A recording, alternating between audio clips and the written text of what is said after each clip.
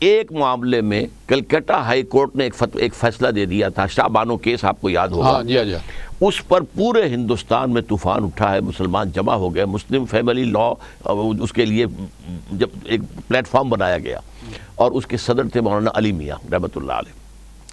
سینکڑوں لوگوں نے جانیں دے دی کہ ہم اسلامی شریعت میں یہ دخل اندازی گوارا نہیں کریں گے۔ اس کے بعد راجیو گاندھی نے لوک سبھا میں تقریر کی، ایک بات تو یہ طے کر دی، ہندوستان کی کوئی حکومت، کوئی عدالت مسلمانوں کے فیملی لاز میں دخل نہیں دے سکتی، ابھی تک قانون نافذ ہے وہ۔ اور نمبر 2 اس نے کہا کہ میں نے تو پہلے مطالعہ نہیں کیا تھا، اب جب یہ ایشو سامنے آئے ہیں تو میں نے مطالعہ کیا ہے، تو جتنے حقوق اسلام نے عورت کو دیے ہیں اتنے کسی مذہب نے نہیں دیے۔ ہی is on record Lok Sabha میں۔ لیکن پاکستان میں ان پر عمل نہیں ہو رہا کوئی بھی۔ عمل تو ہم کس بات پہ کر رہے ہیں؟ اور سرمایہ داری، وہ جو علامہ اقبال نے کہلوایا ہے ابلیس کی زبان سے، جانتا ہوں میں یہ امت حامل قرآن نہیں ہے، وہی سرمایہ داری بندہ مومن کا دین، جانتا ہوں میں کہ مشرق کی اندھیری رات میں بے ید بیضا ہے پیران حرم کی آستین۔ وہ تو حال تو یہ ہے ہمارا۔ اب دیکھیں نا، ہم نے ڈاکٹر صاحب ہم نے اپنے ملک کا نام جو ہے رکھا ہوا ہے اسلامی جمہوریہ پاکستان، تو نہ ہمیں یہاں پر کوئی اسلام نظر آتا ہے، نہ جمہوریت نظر آتی ہے، تو یہ سمجھ نہیں آ رہی کہ 60 سال ہو گئے ہیں ہم کس قسم کا کوئی شکل اپنی پیش کر رہے ہیں۔ بہرحال اب میں آپ سے یہ پوچھنا چاہتا ہوں کہ آپ دیکھیں افغانستان کا پہلے ہم نے ایک ذکر کیا تھا، پہلی نشست میں بھی ہم نے کیا تھا ذکر افغانستان کے بارے میں، اور ابھی کچھ وقت پہلے بھی کیا طالبان کے سلسلے میں۔ آپ یہ فرمائیے گا کہ یہ ایک جو ماڈل پیش کر رہے ہیں ملا عمر صاحب، کہ وہ ایک فہم اسلام کا ایک انہوں نے ماڈل پیش کیا ہے، اور جو طالبان ہیں وہ ان کے ساتھ بالکل متفق ہیں، اور وہ انہوں نے ایک نفاذ شریعت کے لیے کوششیں شروع کی ہوئی ہیں۔ تو آپ یہ جو فہم اسلام ملا عمر کا ہے اس کو کس نظر سے آپ دیکھتے ہیں؟ اصل میں پہلی بات تو یہ ہے کہ ملا عمر نے کوئی فہم اسلام پیش نہیں کیا۔ He is neither a writer nor a speaker nor a thinker, یا ماڈل جو پیش کیا تو ہے نا، کچھ نہیں کیا، صرف چند اسلامی شریعت کی سزائیں نافذ کی اور کچھ نہیں کیا۔ ابھی ان کے ہاں کوئی نظام وجود، میں خود گیا تھا وہاں، تو وہاں پر جو ان کا بہت بڑے بڑے لوگوں سے باتیں ہوئی ہیں، کہ میں نے کہا آپ کا نظام سیاسی کیا ہے؟ کہ ابھی کوئی نہیں ہے، کوئی پارلیمنٹ نہیں، کوئی شورا نہیں، کچھ بھی نہیں تھی۔ یہ تو ایک اسپونٹینیس ایک موومنٹ جیسے وکلا کی اٹھی نا اس وقت، اسی طریقے سے وہ جو باہمی خانہ جنگی وہاں ہو گئی تھی، اس کے رد عمل میں اسپونٹینیس ایک موومنٹ اٹھی ہے۔ ہو یہ گیا تھا کہ وار لارڈز نے اپنے ایریاز فکس کر لیے تھے، پھاٹک لگا دیے تھے، یہاں سے ٹرک گزرے گا اتنے پیسے دے کر جاؤ، بس جائے گی اتنے اور ان بسوں کے اندر کوئی خوبصورت عورت دیکھی اتار لیا، وہ خوبصورت لڑکا دیکھا اتار لیا۔ تب جو ناک میں دم آ گیا وہاں کے، تب یہ لوگ کھڑے ہوئے تو سب نے ہتھیار والے کر دیے، کم آن، انہیں جنگ کا سامنا کرنا ہی نہیں پڑا۔ لیکن وہ جو سکول بند کر رہے ہیں عورتوں کے، وہ کس لیے بند کیے تھے؟ اس نے کہا تھا موسیقی بند کر رہے ہیں، انہوں نے کہا تھا کو ایجوکیشن نہیں ہوگی، اور ابھی ہمارے پاس پیسے نہیں ہیں، انہیں وقت ہی نہیں ملا کہ وہ اپنے اسکول بنا سکتے۔ تو آپ کا کیا خیال ہے ملا عمر کو اگر وقت دیا جائے تو وہ اسلام کا ماڈل پیش کرنے کی صلاحیت رکھتے ہیں؟ ان کے ساتھ ان کے اندر نہیں ہے، لیکن ان کے ساتھ لوگ ایسے تھے جن کے اندر یہ صلاحیت ہے، but they didn't get the chance. وہ تو دیکھیے انہوں نے چند سزائیں نافذ کی ہیں، اس کا نتیجہ کیا نکلا؟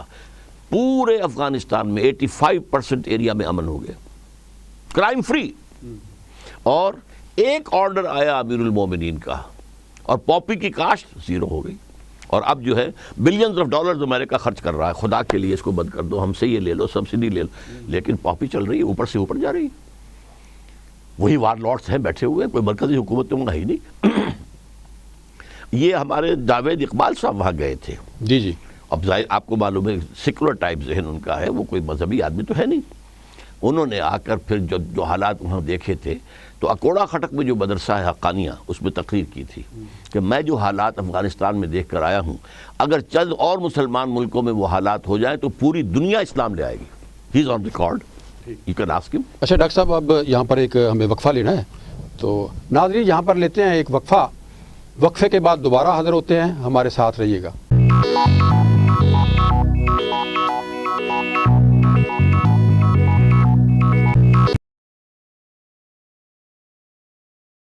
ویلکم بیک ناظرین، آپ دیکھ رہے ہیں پروگرام گفتگو قیوم نظامی کے ساتھ، اور میرے ساتھ شریک گفتگو ہیں محترم جناب ڈاکٹر اسرار احمد صاحب۔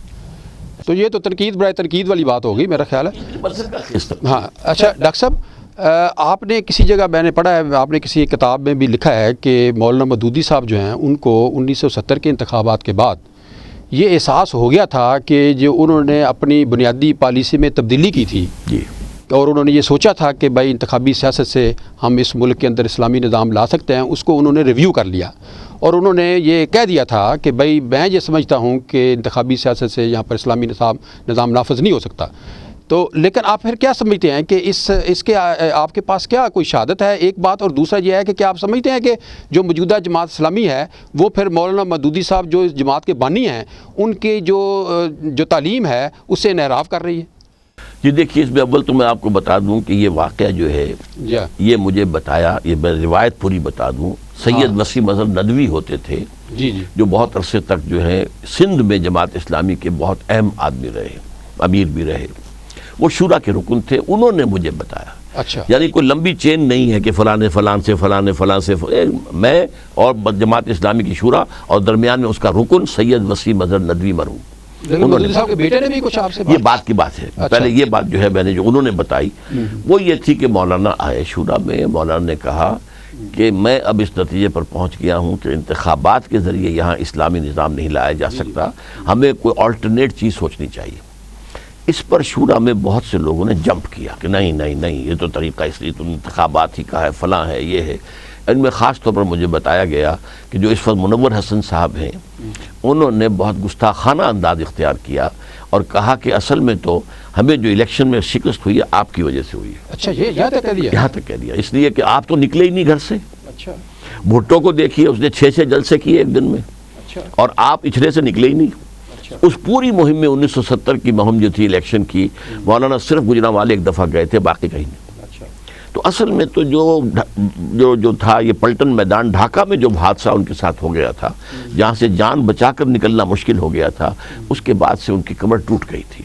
انہیں بتایا کچھ اور گیا تھا کہ وہاں تو انقلاب آ گیا اور وہاں تو ہمارا جو ہے اتنا اصل عمل دخل ہے۔ بہرحال اب اس کے بعد انہوں نے جب یہ باتیں سنی تو اس پر وہ بھنا کر اٹھے، یہ لفظ تھا وسیم اظہر صاحب کا، اچھا، بھنا کر اٹھے۔ یہ لفظ عام طور پر ہمارے یہاں مستعمل نہیں ہے، ہاں، غصے میں آ کر جھنجھلا کر بھنا کر اٹھنا، یہ اردو کا خاص وہاں کی لکھنوی زبان، وہ لکھنؤ کے تھے۔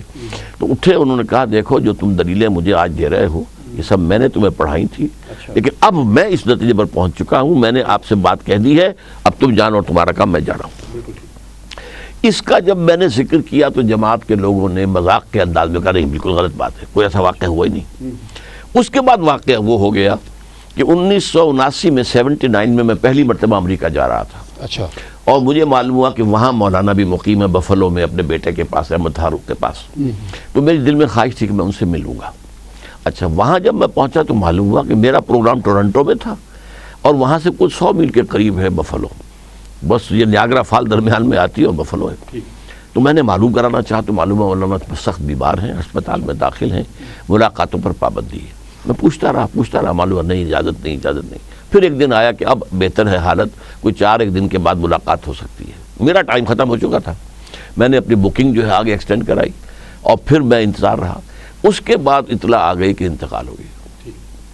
پھر میں گیا وہاں، اچھا، ان کے وہاں بفلو میں افسوس کے لیے جنازے میں شرکت کے لیے۔ اچھا، پھر میں نے وہاں پہ نماز جنازہ میں امامت کی ہے ان کی۔ اچھا، آپ نے جنازہ پڑھایا مولانا مودودی صاحب؟ جی، ایک چند لوگ پہلے پڑھ چکے تھے۔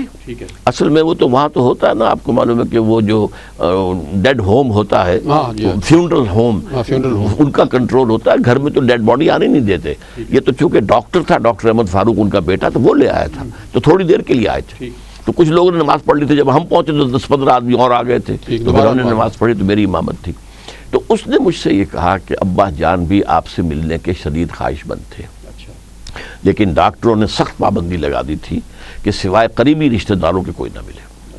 اس بات سے پھر جو مجھے حوصلہ ہوا، اگلے سال 80 میں جب گیا تو میں پھر آل دی وے گیا بفلو، صرف اس کا شکریہ ادا کرنے کے لیے۔ میں یہ سمجھتا تھا کہ وہ مجھے کہہ جائے کہ گیٹ آؤٹ، تم نے تو ہمارے بابا پر اور ہمارے ابا جان پر تنقیدیں کی شدید اور شدید اختلاف کیا، اب کیا لینے آئے ہو؟ تو میں تو یہ ایکسپیکٹ کر رہا تھا اس سے، ڈرتے گیا تھا۔ اس نے مجھے ویلکم کہا، مجھے جو ہے